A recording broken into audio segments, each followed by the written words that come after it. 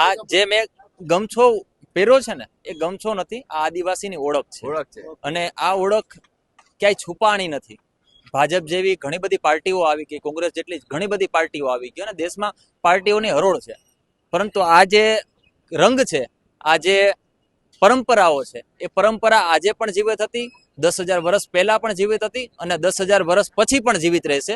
અને જે રીતે આદિવાસીઓના હકને છીનવાની કોશિશ કરવામાં આવી રહી છે અને જે રીતે આજે ડેડિયાપાડામાં ચૈતર વસાવાના સમર્થનમાં હજારોની સંખ્યામાં લોકો ઉમટ્યા અને માત્ર ગુજરાત જ નહીં પરંતુ સમગ્ર ભારતમાંથી લોકો અહીંયા આવ્યા છે. એમાંથી કેવડિયામાંથી, સ્ટેચ્યુ ઓફ યુનિટીમાંથી પણ આપણી સાથે લોકો આવ્યા છે. એવા છે, આપનું નામ? તડવી, ધવલભાઈ તડવી.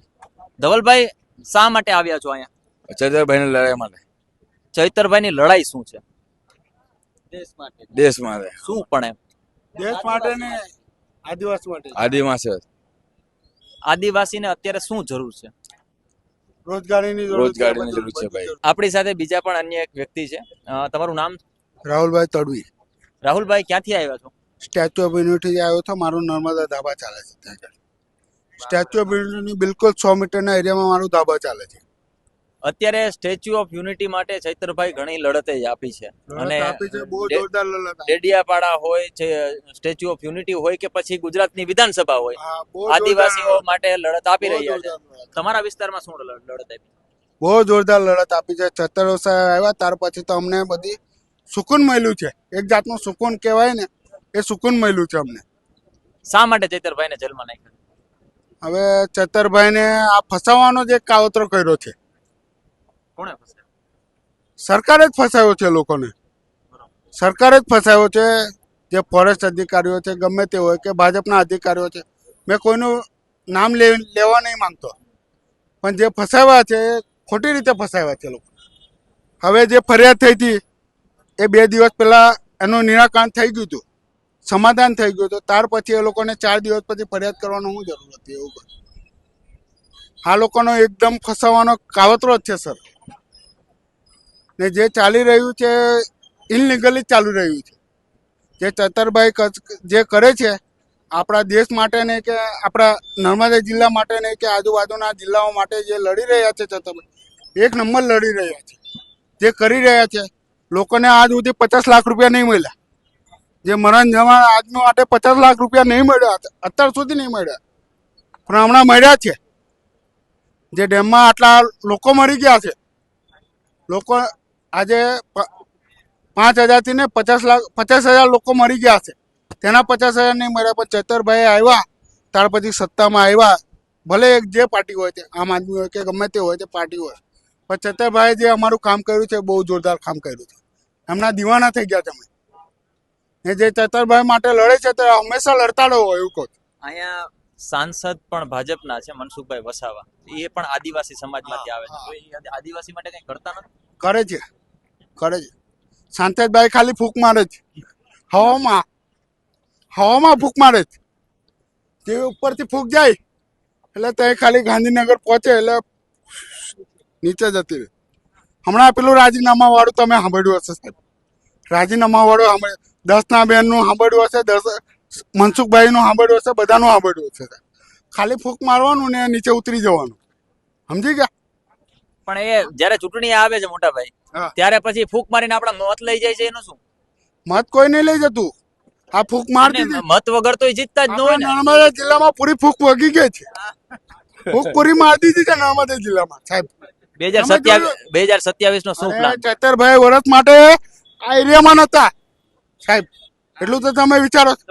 કોઈ પ્રચાર નહીં કર્યો, કોઈની જોડે વાત નથી કરી કે કશું નથી કરી. આ જિલ્લા પંચાયતની ચૂંટણી આવી, કોઈની જોડે વાત નથી કરી કે કશું નથી કર્યું, તો બી ચૈતરભાઈ ફૂંક મારી દીધી. કેવી રીતે? આપણા નરેન્દ્ર મોદી આવી ગયા, અમિત શાહ આવી ગયા, હર્ષ સંઘવી આવી ગયા, બધા આવી ગયા સાહેબ, તો બી આપણી ફૂંક નહીં ચાલી. એમની ફૂંક કોઈ નહીં ચાલી સાહેબ. નીર રાવ તો ખાલી એક ભૂમરો છે ભાઈ. ખાલી એને પૈસા જોઈએ છે, આદિવાસીઓના પૈસા જોઈએ છે. આપણો આદિવાસી થોડો છે સાહેબ. એ આપણો આદિવાસી થોડો છે એવું કદ. તો આપણે આદિવાસીઓને વિચારવાનું છે એવું કદ. એ મોટી મોટી ફૂંક મારે છે ને ફૂંક મારીને પૂરું થઈ જાય સાહેબ. મોટા મોટા આંદોલનો હોય તો આવી જાય સાહેબ. બાકી બીજું કશું છે નથી. ચૈતરભાઈ માટે હજી લાંબી લડાઈ હોય તો તમે ભાગ લેશો એમ? લેવાનું ભરપૂર મરતા સુધી. ચૈતરભાઈ એમએલએ રહે કે ના રહે એનું કોઈ ટેન્શન નહીં રહેવાનું સાહેબ. હા એ હીરો છે ને હીરો રહેશે ને હીરો રહેવાનું. આભાર અમારી સાથે જોડાવા બદલ, અમારી સાથે વાત કરવા બદલ. તો આ જે હતા એ ચૈતરભાઈના સમર્થક છે અને ઘણા સમયથી તેઓ જે રીતે કામ કરી રહ્યા છે એટલા માટે સમર્થન કરે. સાહેબ, તમારું નામ શું છે અને તમે ક્યાંથી આવ્યા છો? મારું નામ તૈયબ મકરાણી, હું પોતે Kevadia colony statue of the યુનિટીથી આવ્યો છું. ને આજે જે સમર્થન જે ચેતરભાઈના સમર્થન અંદર આવ્યા છે, કારણ કે જે ચેતરભાઈ જે કામ કરે છે, જે ગ્રાઉન્ડ લેવલ પર કામ કરે, બધા માટે એક સન્માન છે. આજે રાજનીતિના અંદર ઘણા બધા નેતાઓ છે, બરાબર, લોકો માટે શું કરે છે, એ લોકો ઓપ્શનના અંદર એ કરે છે, પણ આ વ્યક્તિ કોઈ નાત જાત ધર્મ નહીં, બરાબર, હર વ્યક્તિને એક સન્માન લઈને ચાલે છે. મેન પ્લસ પોઈન્ટ આ છે કે કારણ કે તમે એક સન્માન લઈને ચાલશો, બરાબર, એ જ રાજનીતિ કહેવાય, બરાબર. જે જલ જંગલ જમીન માટે જે ચેતરભાઈ વસાવા જાગૃત કર્યા, આજે જે નોર્મલ કેસના અંદર એમને આજે જેલના અંદર મૂકી દીધા છે, બરાબર, એ બહુ ખોટું કર્યું છે.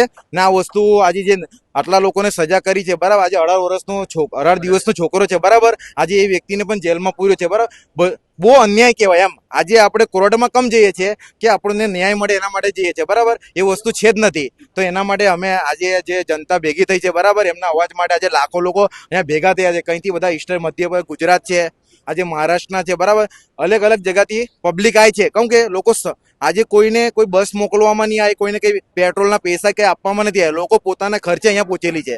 કે વિચાર કરો તમે, આટલું જાગૃતિ આ લોકોના અંદર આવી છે, બરાબર, બહુ મોટી વાત કહેવાય. બસ થેન્ક યુ, જે મેં ચેતર વસાવાના સપોર્ટમાં છું અહીંયા, બરાબર, થેન્ક યુ સો મચ. અને 2027ની હમણાં ચૂંટણી પણ આવવાની છે અને એને ભાગરૂપે તમને એવું લાગે છે કે ભાજપને મોટી માર પડશે આ વિસ્તારમાં?